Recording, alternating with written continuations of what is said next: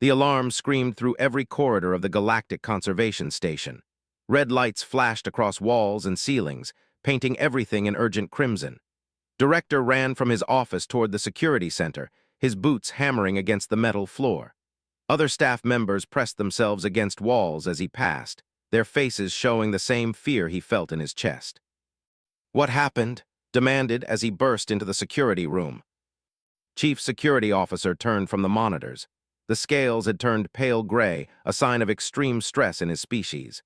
"Vex is gone. The escape during the power fluctuation 20 minutes ago." Felt his stomach drop. Vex was the most dangerous creature on the station.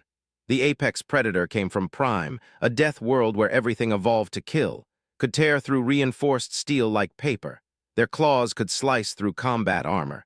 And Vex was young, which made the creature even more unpredictable. "How did this happen?" asked, moving to examine the security feeds. Dr. In, the station's conservation lead, stood beside the monitors.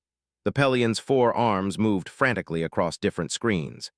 "We had a power surge in Section 7. The containment fields dropped for exactly 43 seconds. That was all the time Vex needed." Watch the footage.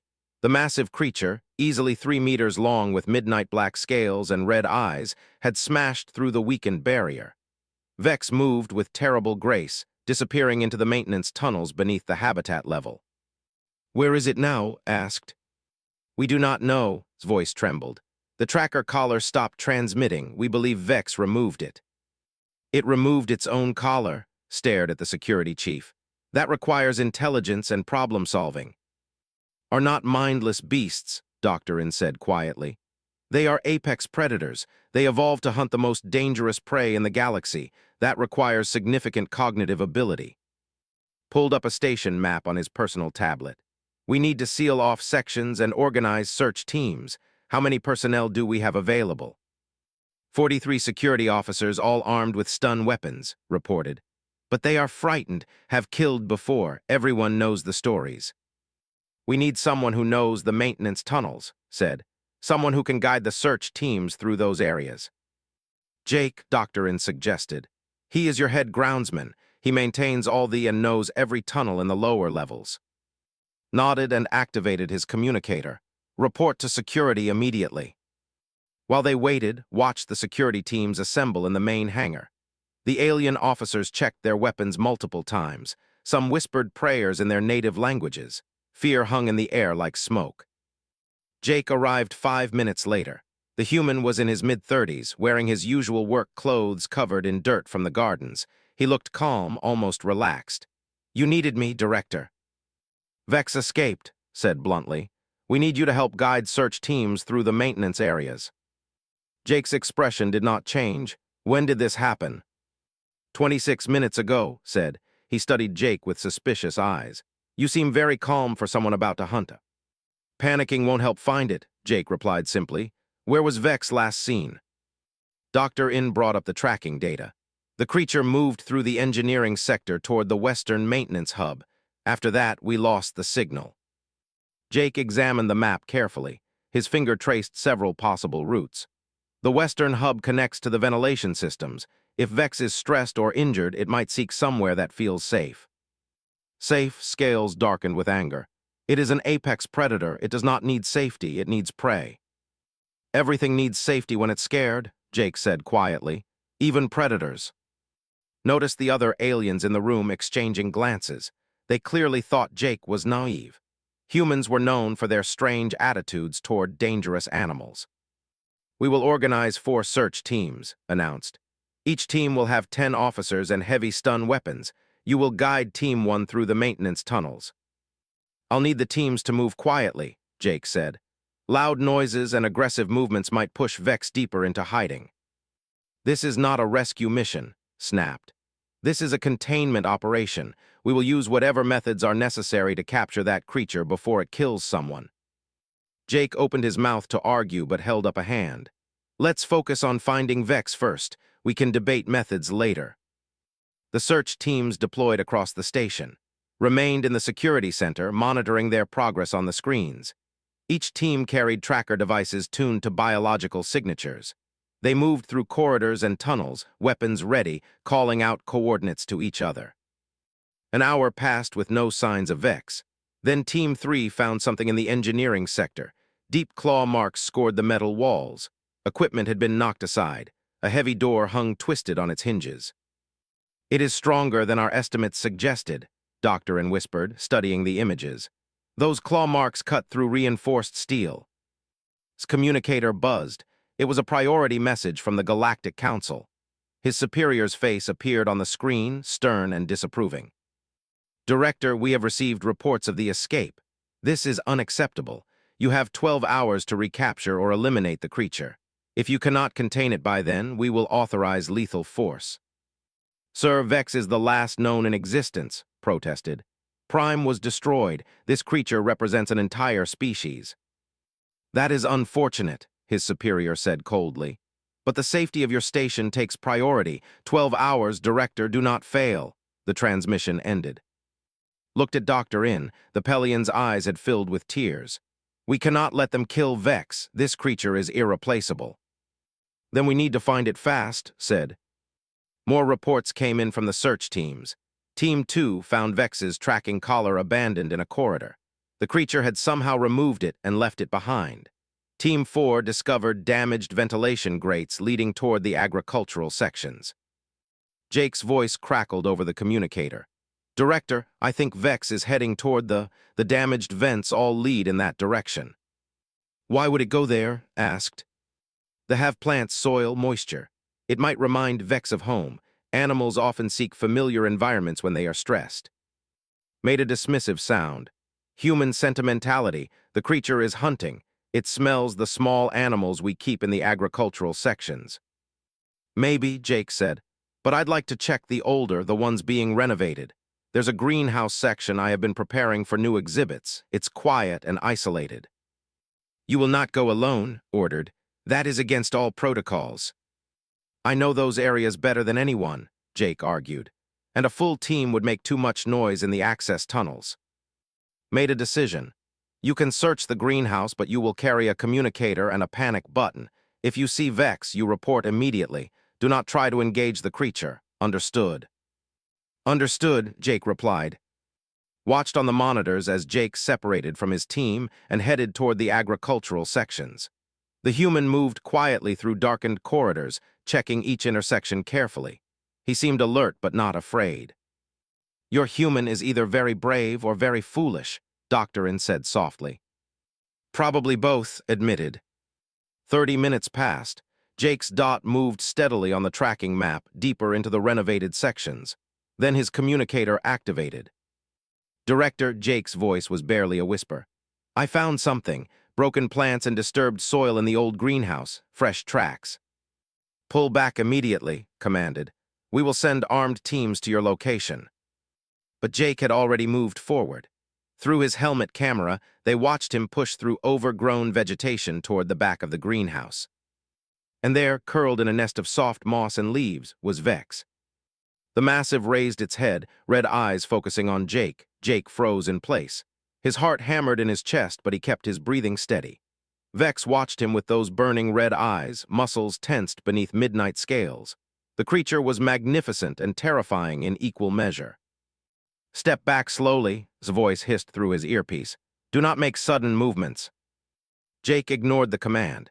He studied Vex carefully, looking past the deadly claws and sharp teeth. The scales were dull, lacking their usual shine. The creature's breathing seemed labored, and those eyes, while alert, held something Jake recognized from his years working with animals. Pain. "It's sick," Jake said quietly into his communicator. "What's?" voice came through. "Explain." "Look at its scales. They should be glossy black, but they are dull. And its breathing is wrong, shallow and quick. I think the sedatives you have been using are making it ill." In the security center, Doctorin leaned closer to the monitor. Her 4 arms moved across her tablet, pulling up Vex's medical records. "The sedatives. We have been keeping Vex heavily medicated since it arrived 3 months ago. The dosage was calculated for adult based on limited data." "But Vex is young," said understanding dawning. "The dosage might be too strong." "Precisely," Doctorin whispered. "We have been slowly poisoning it." Back in the greenhouse, Jake took a slow step forward. Vex's head rose higher, a low rumble building in the creature's chest. Warning sounds. Armed teams are on their way, said. Maintain your position and wait for backup. Jake sat down, just dropped cross-legged onto the dirt floor 3 meters from a creature that could kill him in seconds. Through the helmet camera, everyone in the security center saw his hands rest calmly on his knees. "What is he doing?" demanded. "Has your human lost his mind?" Did not answer. He watched, fascinated and terrified, as Jake began to speak.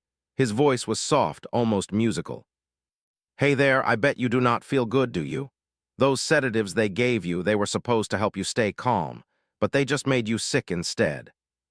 Vex's rumbling quieted slightly. The creature's head tilted, studying this strange being who sat instead of running.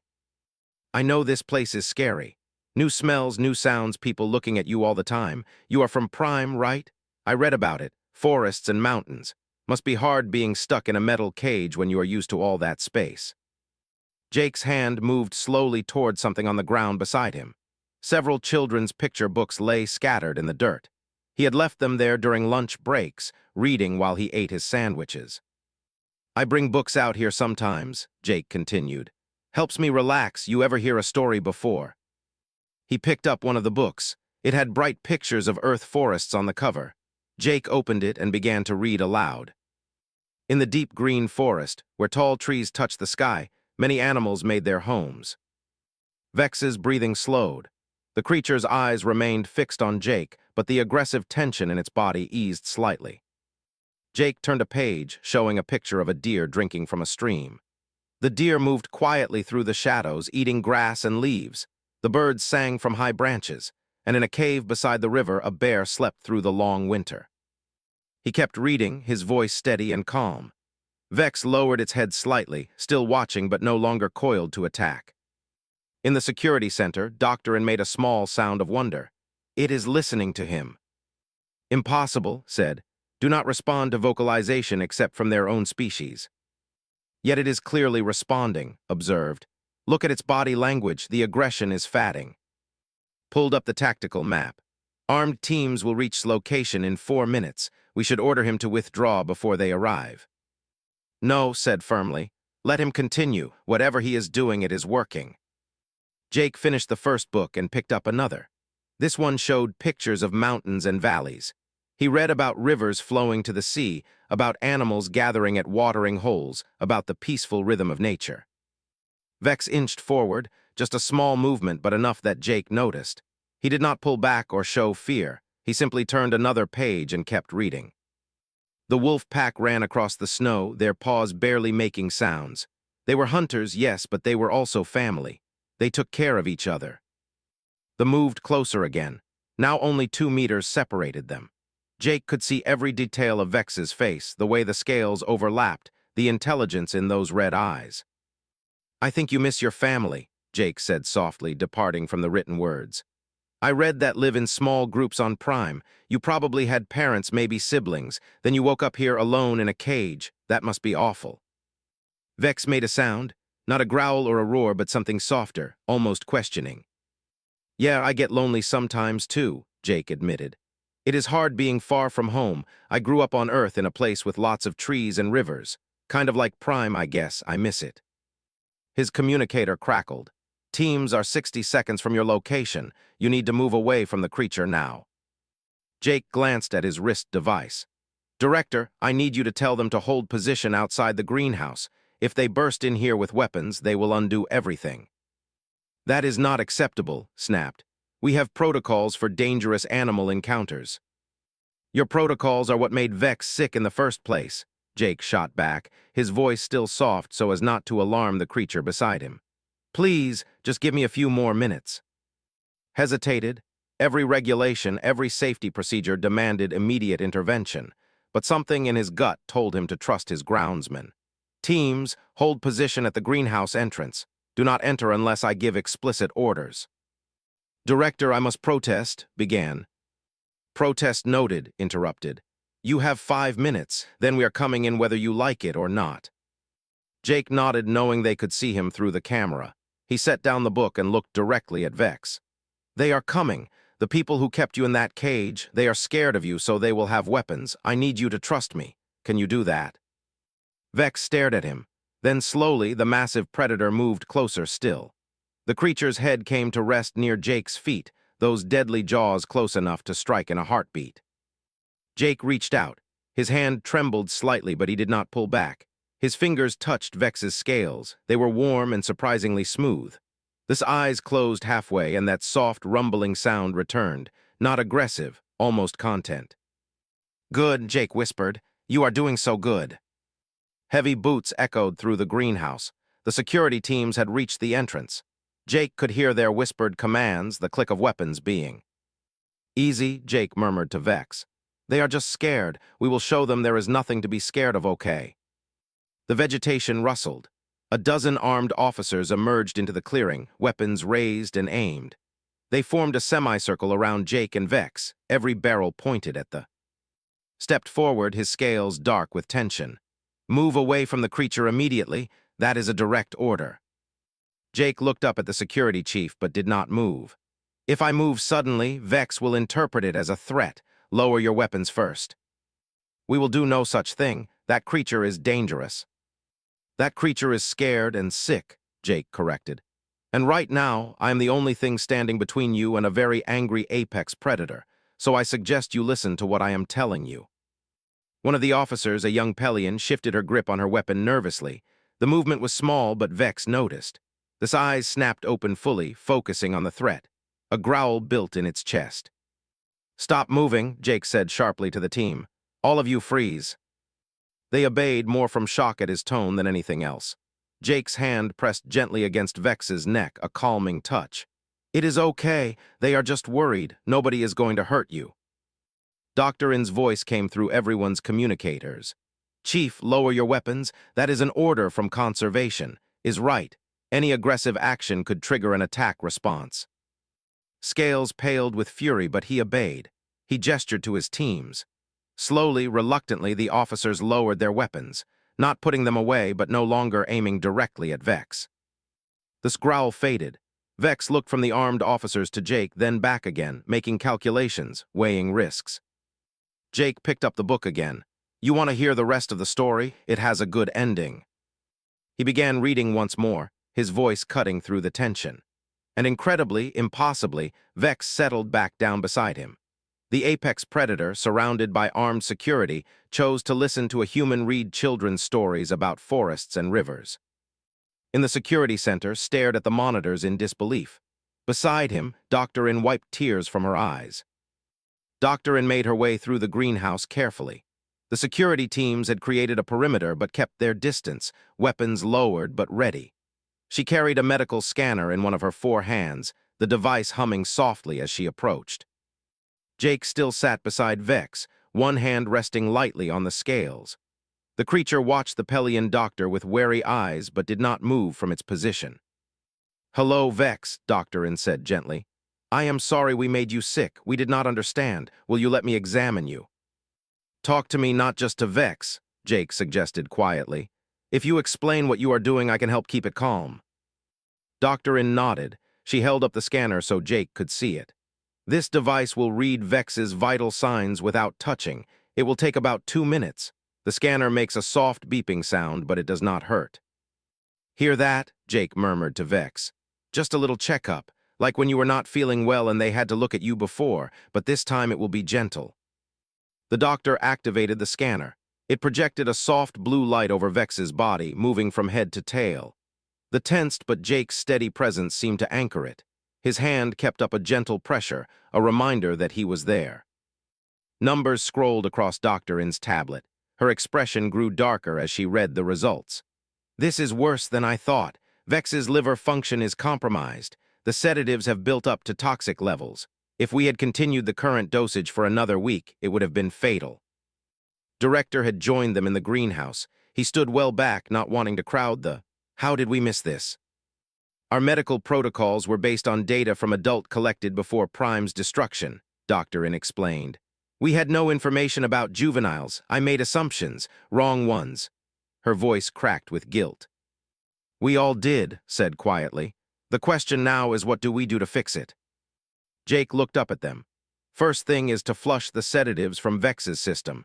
Then we need a new containment plan that does not rely on chemical restraints." Impossible, said from his position near the security perimeter. Are too dangerous to manage without sedation. Every conservation station in the galaxy uses the same protocols. Then every conservation station is wrong, Jake replied bluntly. On Earth, we learned centuries ago that you cannot manage intelligent predators through force and drugs. It does not work. They get sick, aggressive, or both. Earth is one world, countered. Your experience with your planet's animals does not translate to alien apex predators. Does not it? Jake challenged. Earth was a death world. Everything there evolved to survive harsh conditions. We had predators that could kill humans in seconds. Bears, big cats, wolves, crocodiles. We learned to live with them. By conquering them, said. By understanding them, Jake corrected. There is a difference. Dr. In held up a hand for silence. This debate can wait. Right now, Vex needs treatment. Director, I need authorization to transport Vex to the medical facility. Looked at the still resting calmly beside Jake. Will it allow transport? Not in a cage, Jake said firmly. Vex escaped because the containment felt like a trap. If we try to force it back into another cage, we will be back where we started. Then how do you propose we move a 3-meter apex predator through the station? Demanded. Jake thought for a moment. We walk. Vex follows me. Your teams can maintain a safe distance with weapons ready if that makes you feel better, but no cages, no restraints. The security chief made a sound of disbelief. You want to parade through our corridors based on nothing more than it liking your story time. It is not about liking stories, Jake said patiently. It is about trust. Vex chose to stay here with me when it could have run or attacked. That means something. Made a decision. He had not risen to director of operations by being reckless, but he had not gotten there by ignoring his instincts either. We try its way. Doctor in, clear a route from here to the medical facility. Your teams will escort, but weapons stay lowered unless Vex shows aggression. This is madness, muttered, but he began organizing his officers. 20 minutes later, they were ready. The corridors between the greenhouse and medical had been cleared of all non-essential personnel. Security cameras tracked their progress. Half the station watched their monitors, hardly daring to breathe. Jake stood slowly. Okay, Vex, we need to take a walk. The doctor has medicine that will help you feel better, but we have to go to her office to get it. Will you come with me? Vex raised its head, studying Jake's face. Then the stood, stretching like a cat after a nap. The creature was enormous when fully upright, all sleek muscle and predatory grace. Jake started walking. For a heart-stopping moment, Vex did not move. Then the padded after him, staying close to Jake's left side. Their strange procession began. The security teams followed at a distance of 10 meters, weapons ready but not aimed. Dr. In walked ahead, leading them along the cleared route. Stayed in the security center, watching every camera feed with sweat beading on his forehead. They passed through the first corridor without incident. Workers peered from doorways, eyes wide with shock. The most feared predator in known space, walking calmly beside a human groundsman like a trained pet. At the first intersection, Vex paused. New smells, new sounds. The creature's head swung toward a side passage, nostrils flaring. Jake stopped too. What is it? Vex made a soft chirping sound, almost curious. There is a water recycling plant down that corridor, Dr. In said. Perhaps Vex smells the moisture. You miss water, do not you? Jake said to Vex. Real water, not the recycled stuff in your habitat. Prime had lots of rivers, right? We will make sure your new home has water features, I promise. He started walking again. Vex followed, leaving the side passage unexplored. They were halfway to medical when they encountered their first problem. A maintenance worker, a young, had not gotten the message about the cleared corridors. He rounded a corner carrying a toolbox and came face to face with Vex. The screamed, the toolbox clattered to the floor. He stumbled backward, tripping over his own feet. Vex's entire body tensed, prey response. This instincts read panic as an invitation to chase. No, Jake said sharply, not loudly but with absolute authority. His hand pressed against Vex's shoulder. No chase, stay. For 3 endless seconds, predator and prey instincts warred in Vex's body. The security teams raised their weapons. The maintenance worker scrambled further back, terror written across his face. Then Vex relaxed, looked at Jake almost questioning. Jake kept his hand firm but gentle. Good, very good. That was scary, but you did not attack. I am proud of you. He turned to the maintenance worker. It is okay. Vex will not hurt you. Just stand up slowly and back away. No sudden moves. He obeyed, moving like he was underwater. When he reached a safe distance, he turned and ran. The sound of his running footsteps echoed down the corridor. Vex's head turned to track the sound. Every muscle said chase. No, Jake repeated. We do not chase scared people. Come on, the doctor is waiting. They continued their walk.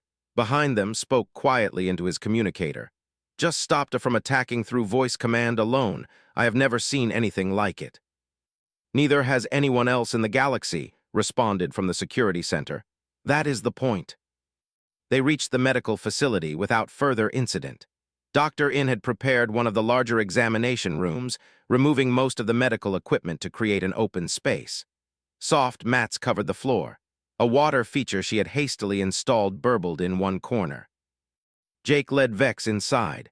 He explored cautiously, sniffing at the mats and dipping its nose into the water feature. Then it settled onto the mats, watching as Dr. In entered with her medical supplies. I need to take blood samples and start an IV flush to clear the sedatives, she explained to Jake. This will require touching Vex and using needles. It might hurt a little. Can you show me the needle first? Jake asked. Dr. In held up the medical tool. It was larger than human needles, designed for creatures with thick scales. Jake showed it to Vex. The doctor needs to poke you with this. It will sting, but only for a second. Then the medicine can start helping. You have to be very still and very brave. Can you do that? Vex rumbled low in its chest, but did not move away. I will take that as a yes, Jake said. Okay, doctor, go ahead. I will stay right here. What followed was remarkable. Dr. In worked slowly, explaining each step to Jake, who translated it into simple reassurance for Vex. When the needle went in, the tensed and growled but did not snap. Jake kept his hand on the creature's neck, murmuring praise. Almost done. You are doing so well. The medicine is going to help you feel so much better, just a little longer. The IV was inserted. Clear fluid began flowing through the tube into Vex's body. Dr. In monitored the scanner constantly, tracking the creature's vital signs. Heart rate is stable, she reported. Breathing is improving already. The flush is working. Jake finally allowed himself to relax slightly. He slid down to sit on the mats beside Vex. See, that was not so bad. Vex's head came to rest in Jake's lap. The massive predator's eyes drifted closed. Exhausted Vex slept for 16 hours straight. Dr. In monitored the constantly, adjusting the IV flush as the toxins left the creature's system. Jake stayed the entire time, catching brief naps in a chair while his hand remained in contact with Vex. Whenever he tried to move away, they would stir restlessly until Jake returned. The station buzzed with activity. News of the incident had spread through every department. Some staff members praised Jake's courage. Others thought he was reckless. The debate raged in common rooms and private messages. Called an emergency meeting in the main conference room. Department heads filed in, taking seats around the long table. The mood was tense. We need to discuss what happens next with Vex, began. Dr. In, what is the creature's current status? The Pelian doctor projected medical scans onto the central display. Vex is recovering well. Liver function is improving. Another day of treatment and we can remove the IV. However, we face a critical decision. We cannot return Vex to the previous habitat under the old protocols. Agreed, said. The sedation nearly killed it. We need a new approach. I have prepared a proposal, Jake said quietly from his seat near the back of the room. Several department heads turned to stare at him, did not typically attend leadership meetings. Nodded, go ahead. Jake stood, moving to the display. He pulled up designs he had worked on during Vex's sleep. On Earth, we stopped managing large predators through cages and drugs decades ago. Modern facilities focus on enrichment and voluntary engagement. We need to apply the same principles here. He showed schematics of a new habitat. It was 10 times larger than the old containment cell, with varied terrain, climbing structures, water features, and vegetation. This looks expensive, the station's finance director noted. It is, Jake admitted, but less expensive than replacing the security doors Vex destroyed during the escape. and definitely less expensive than the lawsuit if someone gets killed because we kept using failed protocols. Leaned forward. A bigger cage is still a cage.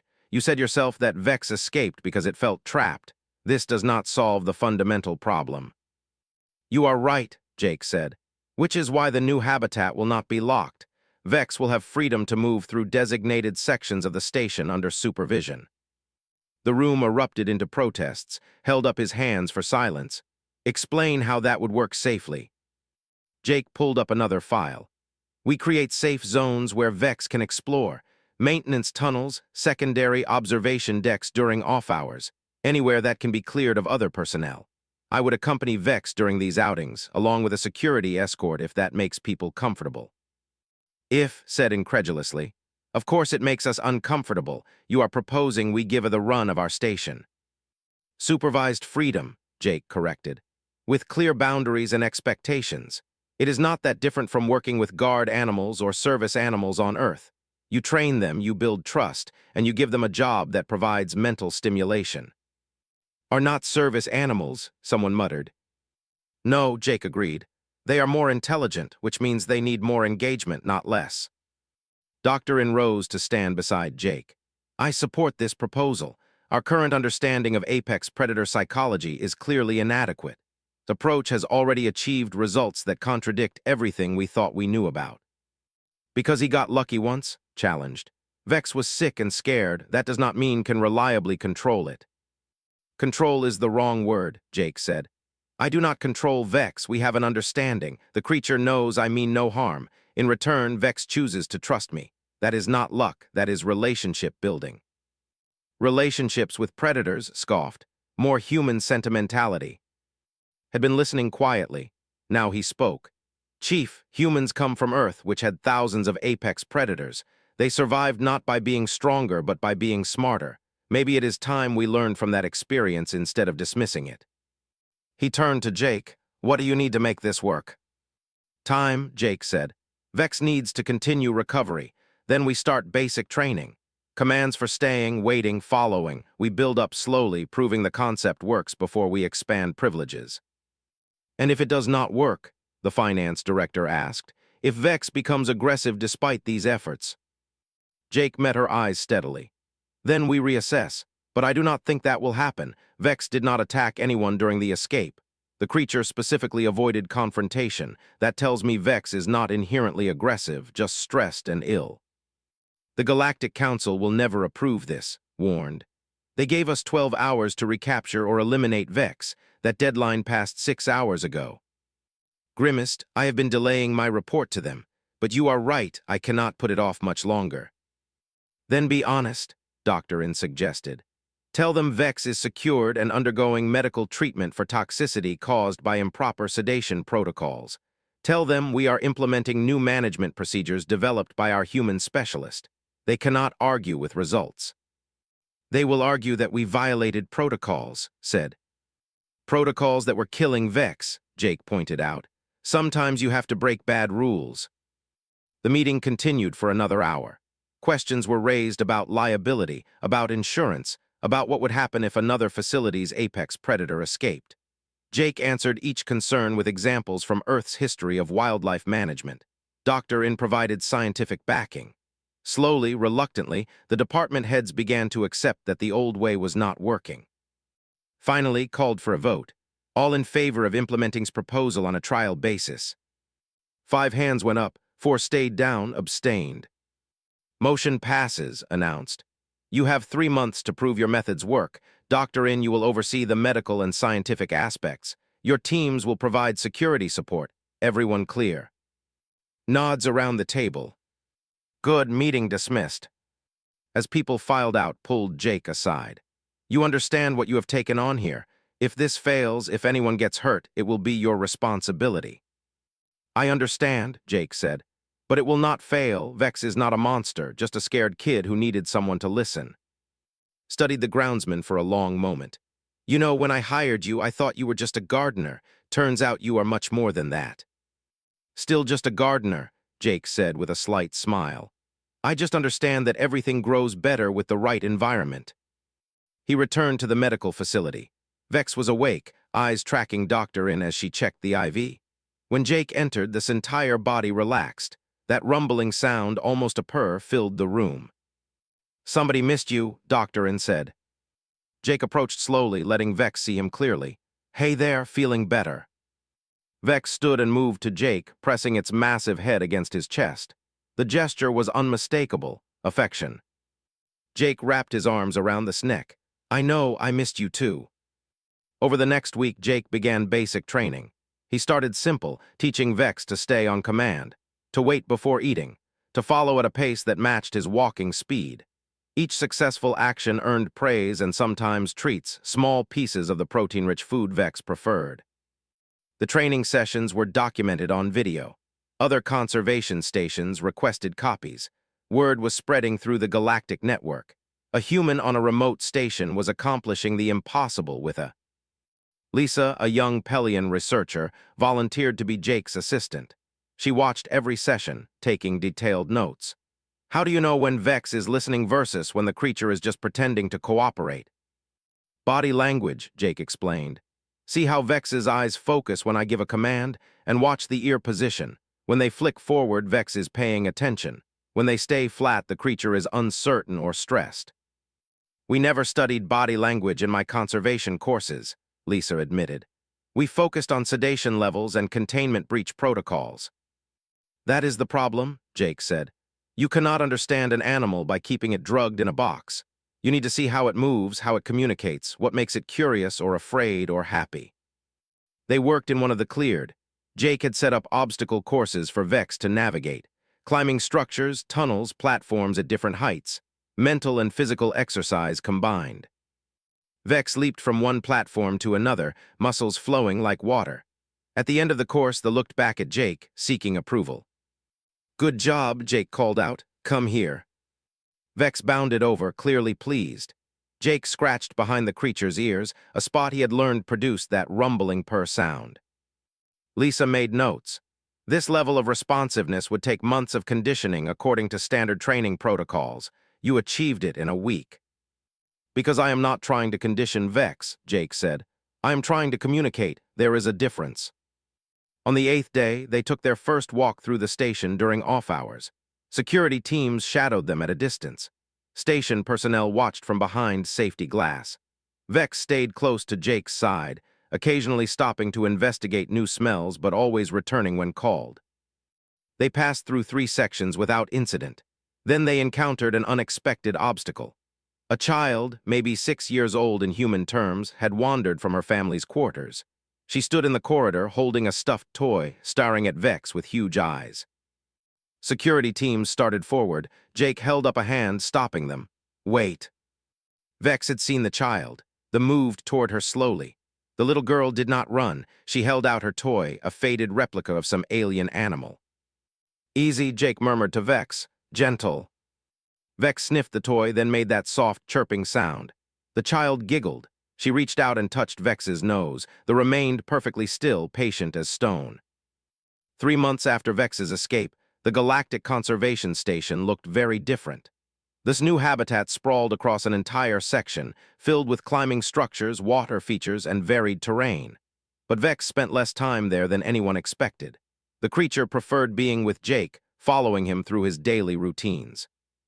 Jake worked in one of the agricultural, pruning plants, while Vex lounged nearby in a patch of artificial sunlight. Lisa took measurements on her tablet, documenting everything for her research paper. "The other stations still do not believe it," Lisa said. "They think we are using hidden sedatives or some kind of neural control technology." Jake smiled without looking up from his work. "Let them think what they want. Results speak louder than theories." A group of visitors entered delegates from 5 different conservation facilities, here to observe Jake's methods firsthand. Director led the tour. "As you can see," explained, "Vex moves freely through designated areas.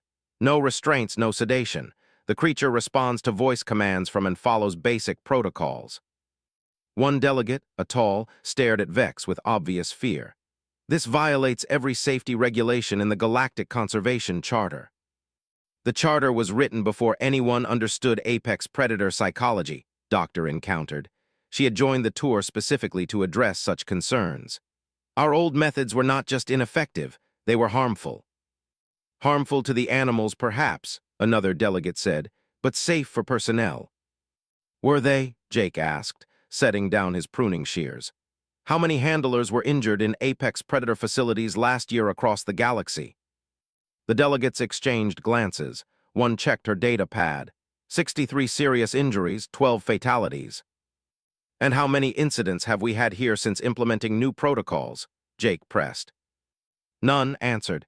0 injuries, 0 escapes, 0 aggressive incidents. Sample size too small, the delegate argued. You have one for 3 months, that proves nothing. Vex raised its head, perhaps sensing the tension in the visitors' voices. The creature stood and padded over to Jake. The delegate stepped back instinctively. Stay, Jake said calmly to Vex. The stopped immediately. Good, now sit. Vex sat, tail curling around its body.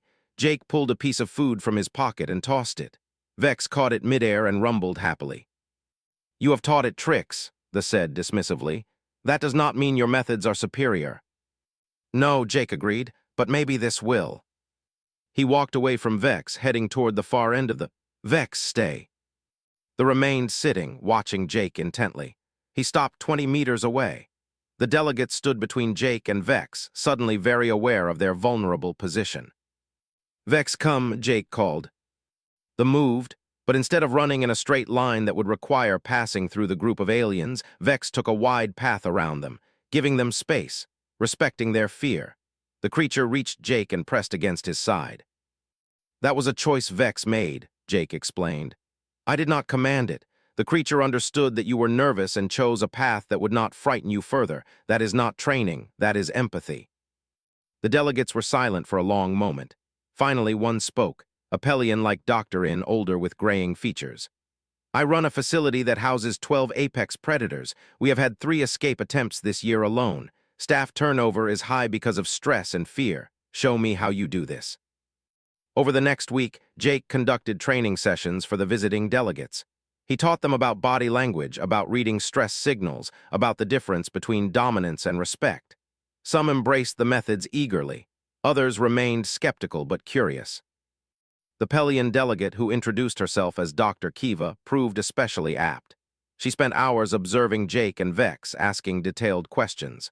On my station, we have a from 8. It has been sedated for 2 years. The creature barely moves anymore. Learned helplessness, Jake said. When animals realize they have no control over their environment, they shut down. It is not peaceful, it is depression. Can it be reversed? Maybe, it depends how long there has been in that state. But yes, with patience, you can bring an animal back from that. Dr. Kiva's eyes filled with determination. Then teach me everything you know. Word continued to spread. The video of Vex with the child went viral across the galactic network. News programs debated it. Some praised the breakthrough. Others called it reckless endangerment. Public opinion split sharply. The Galactic Conservation Council called an emergency session, had to present before them via. Jake stood beside him, with Vex lying calmly at Jake's feet. Director, the council chairman began, his tone stern. You have implemented unauthorized protocols that contradict established guidelines. Explain yourself. Squared his shoulders.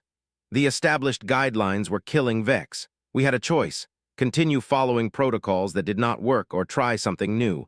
I chose to trust my staff's expertise. Expertise, a council member scoffed, is a groundsman. He has no formal training in xenobiology or conservation science. True, Jake said before could respond. I studied horticulture and basic veterinary medicine, but I grew up on Earth, where humans have thousands of years of experience managing dangerous animals. We learn through trial and error what works and what does not. Earth's approach is hardly universal, another council member said. No, Jake agreed, but certain principles are universal. Intelligence needs stimulation. Social creatures need companionship or at least regular interaction. Predators need appropriate outlets for their instincts. These things do not change based on what planet you are from. The council chairman leaned forward. And what happens when Vex injures someone, when another facility tries your methods and fails? Who takes responsibility? I do, Jake said simply. If Vex hurts someone because of my methods, I accept full responsibility. But I do not think that will happen, not because Vex cannot hurt someone. Obviously, the creature could, but because Vex chooses not to, that choice matters. Dr. In stepped into the frame. Council members, we have documented everything.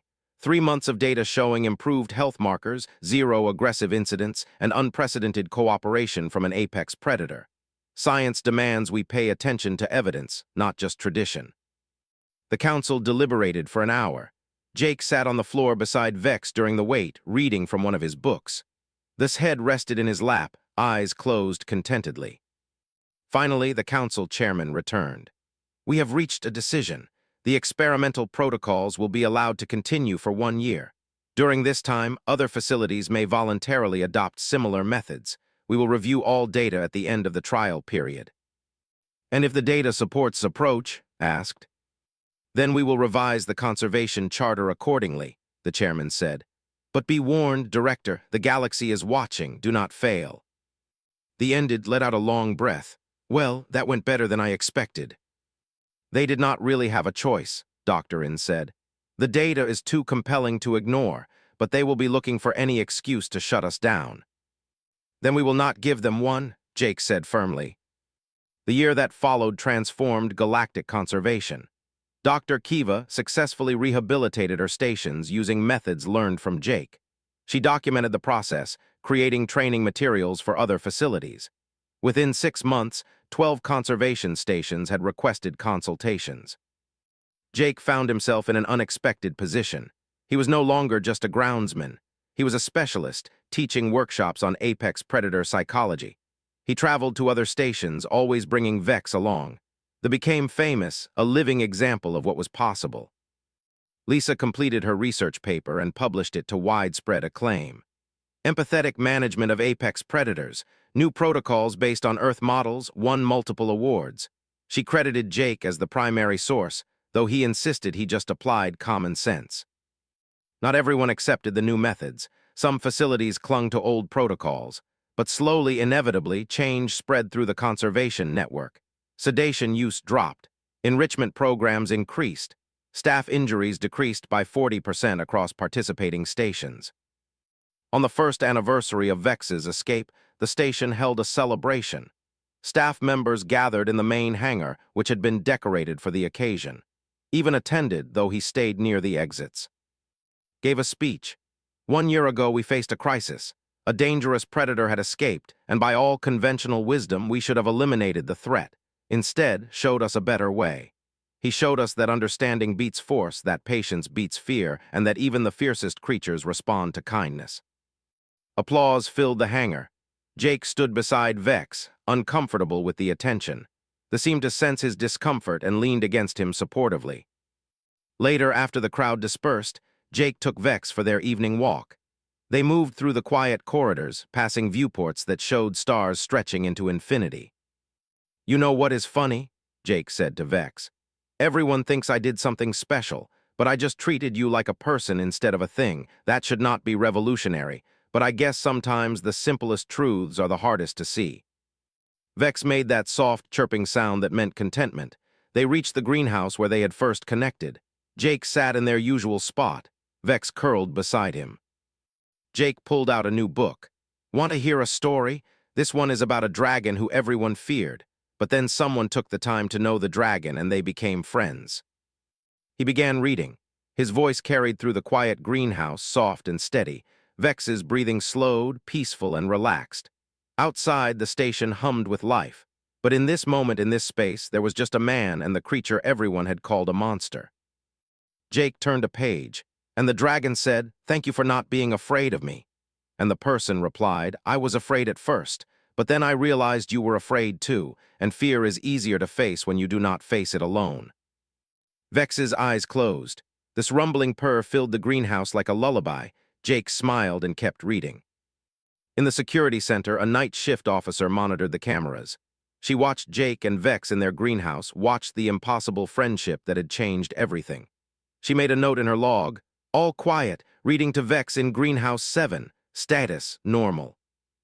Normal, 1 year ago, that scene would have been unthinkable. Now it was just another evening on the station. Sometimes, the officer thought, the biggest changes start with the smallest acts of courage. She returned to her monitors, leaving Jake and Vex to their story. Some tailies, she decided, did not need monitoring. They just needed to be allowed to unfold in their own time, in their own way. Outside the station, stars wheeled through the void. And inside, in a greenhouse that smelled of earth and growing things, a human reads stories to a... The galaxy was learning what Jake had always known, that every creature, no matter how dangerous, carries within it the capacity for trust. Sometimes all it takes is someone willing to sit down, open a book, and simply share the time. The child's parents arrived moments later, panic-stricken. But they stopped when they saw their daughter petting the galaxy's most feared predator while the creature sat calmly accepting the attention. Jake caught the moment on his helmet camera. Later, he showed it to. "This," said quietly, "is going to change everything." Stress and sickness. Within minutes, there was a sleep. "Impossible," whispered from the doorway. "Apparently not," said, appearing beside him. He looked at Jake, at the sleeping, at the completely upended understanding of apex predator management. "When this is over, you and I need to have a very long conversation about your methods." "Yes, sir," Jake said. He was tired too, coming down from the adrenaline. His hand rested on Vex's scales, rising and falling with the creature's breathing. "But first, I think we should let Vex sleep. It has been a rough day." Nobody argued with that. "I have never seen anything like this," she whispered. "In 30 years of conservation work, never." "Neither have I," admitted. "What do we do now?" Dr. In squared her shoulders. "Now we admit we were wrong, about containment protocols, about everything, and we start over." Everyone in the security center held their breath.